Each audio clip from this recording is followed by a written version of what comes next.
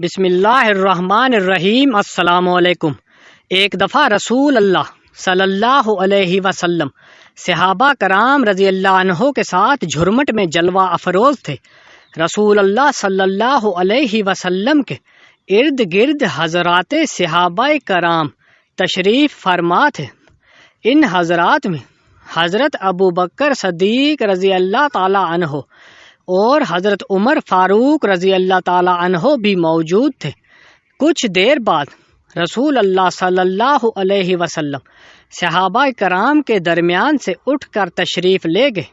جب آپ صلی اللہ علیہ وسلم کافی دیر گزرنے کے بعد بھی واپس محفل میں تشریف نہ لائے تو صحابہ کرام رضی اللہ عنہ خوف زدہ ہوئے کہ کہیں ہم سے علیحدہ ہو کر آن حضرت صلی اللہ علیہ وسلم کو کوئی ایذا نہ پہنچا دے، یعنی ان کی عدم موجودگی میں کسی دشمن کی طرف سے آپ کو کوئی گزند نہ پہنچ جائے۔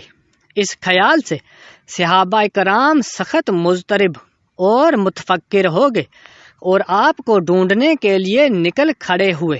سب سے پہلے گھبراہٹ کے عالم میں حضرت ابو ہریرہ رضی اللہ عنہ اٹھے اور رسول اللہ صلی اللہ علیہ وسلم کی تلاش میں روانہ ہو گئے۔ حضرت ابو ہریرہ رضی اللہ عنہ چلتے چلتے انصار کے خاندان بنو نجار کے ایک باغ کے پاس پہنچے۔ وہ باغ ایک چار دیواری سے گھرا ہوا تھا۔ آپ نے باغ کے چاروں طرف چکر لگایا تاکہ باغ کے اندر جانے کے لیے کوئی راستہ یا دروازہ مل جائے، لیکن کافی تلاش کرنے کے بعد بھی راستہ نہ ملا۔ آخر آپ کو پانی کی ایک گولی نالی چھوٹی سی نہر نظر آئی جو باہر کے ایک کنویں سے باغ کے اندر جاتی تھی۔ آپ سمٹ کر اور سکڑ کر اس نالی کے شگاف سے باغ کے اندر داخل ہو کر رسول اللہ صلی اللہ علیہ وسلم کی خدمت میں حاضر ہو گئے۔ آن حضرت صلی اللہ علیہ وسلم نے حضرت ابو ہریرہ کو دیکھا تو فرمایا، ابو ہریرہ، آپ نے عرض کیا، جی ہاں یا رسول اللہ، میں ہی ہوں۔ آپ نے فرمایا، تم کیسے آئے ہو؟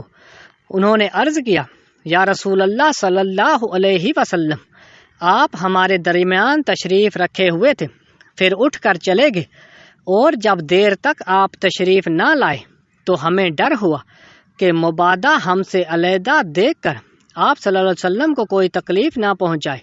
اس اندیشے سے گھبرا کر ہم سب چل پڑے، اور سب سے پہلے گھبرا کر میں ہی نکلا تھا، یہاں تک کہ اس باغ تک پہنچ گیا، اور جب مجھے کوئی دروازہ نظر نہ آیا تو میں سمٹ کر اس شگاف میں سے کسی طرح گھس آیا، اور دوسرے لوگ بھی میرے پیچھے آ رہے ہیں۔ حضور صلی اللہ علیہ وسلم نے اپنے نالین یعنی کہ جوتے مبارک حضرت ابو ہریرہ رضی اللہ عنہ کو عطا فرمائے اور ارشاد فرمایا، اے ابو ہریرہ، میرے جوتے لے جاؤ، اور اس باغ سے نکل کر جو آدمی بھی تمہیں ایسا ملے جو دل کے پورے یقین کے ساتھ لا الہ الا اللہ کی شہادت دیتا ہو، اس کو جنت کی بشارت دے دو۔ چنانچہ حضرت ابو ہریرہ رضی اللہ عنہ آپ کے نالین مبارک اور عظیم بشارت کو لیے وہاں سے نکلے، اور اس ارادے کے ساتھ کہ ہر ملنے والے کو یہ عظیم خوشخبری سناؤں گا۔ چنانچہ سب سے پہلے آپ کی ملاقات سیدنا عمر فاروق رضی اللہ عنہ سے ہوئی۔ حضرت عمر نے ان سے پوچھا کہ تمہارے ہاتھ میں یہ جوتے کیسے ہیں؟ حضرت ابو ہریرہ رضی اللہ عنہ نے عرض کیا کہ یہ رسول اللہ صلی اللہ علیہ وسلم کے نالین مبارک ہیں، اور آپ نے مجھے یہ دے کر بھیجا ہے کہ جو کوئی بھی صدقے دل سے لا الہ الا اللہ کی شہادت دینے والا مجھے ملے، اس کو جنت کی بشارت اور خوشخبری سنا دوں۔ یہ خبر سن کر حضرت عمر رضی اللہ عنہ نے حضرت ابو ہریرہ رضی اللہ عنہ کے سینے پر ہاتھ مارا، جس سے وہ سرین کے بل گر پڑے، اور ان سے فرمایا، واپس چلو۔ حضرت ابو ہریرہ رضی اللہ عنہ روتے ہوئے رسول اکرم صلی اللہ علیہ وسلم کے پاس واپس چلے گئے، اور سیدنا عمر فاروق رضی اللہ عنہ بھی آپ کے پیچھے پیچھے تشریف لے گئے۔ رسول اکرم صلی اللہ علیہ وسلم نے حضرت ابو ہریرہ کو اس حالت میں دیکھا تو پوچھا، ابو ہریرہ، تمہیں کیا ہوا؟ عرض کیا، عمر رضی اللہ عنہ مجھے راستے میں ملے تھے اور آپ نے جو پیغام دے کر مجھے بھیجا تھا میں نے انہیں بتایا تو انہوں نے میرے سینے پر ایک ایسا ہاتھ دے مارا کہ میں اپنی سرین کے بل گر پڑا اور مجھ سے کہا کہ چلو واپس چلو۔ رسول اللہ صلی اللہ علیہ وسلم نے عمر رضی اللہ عنہ کو مخاطب ہو کر فرمایا، اے عمر، تم نے ایسا کیوں کیا؟ انہوں نے فرمایا، یا رسول اللہ صلی اللہ علیہ وسلم، میرے ماں باپ بھی آپ پر قربان ہوں۔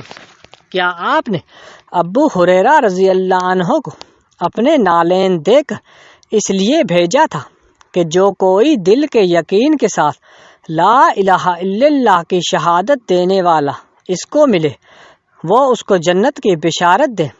آپ صلی اللہ علیہ وسلم نے فرمایا، ہاں، میں نے ہی یہ کہہ کر بھیجا تھا۔ حضرت عمر رضی اللہ عنہ نے عرض کیا، یا رسول اللہ صلی اللہ علیہ وسلم، ایسا نہ کیجیے، مجھے ڈر ہے کہیں لوگ بس شہادت پر ہی بھروسہ کر کے صحیح اور عمل سے بے پرواہ ہو کر بیٹھ جائیں، لہٰذا انہیں اس طرح عمل کرنے دیجیے۔ رسول اللہ صلی اللہ علیہ وسلم نے فرمایا، اچھا انہیں عمل کرنے دو۔ صحیح مسلم میں ہے کہ حضرت عمر رضی اللہ عنہ کا حضرت ابو ہریرہ کو روکنا ایسا عمل ہے جس پر انہیں مطعون نہیں کیا جا سکتا، کیونکہ آپ جانتے تھے کہ حضرت ابو ہریرہ رضی اللہ عنہ بشارت کی خوشی میں مستغرق ہیں، آسانی سے نہیں رکیں گے۔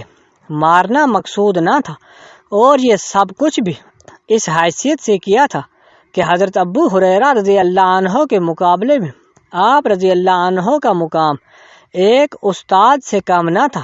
پھر آن حضرت صلی اللہ علیہ وسلم نے بھی حضرت عمر کی رائے کو قائم رکھا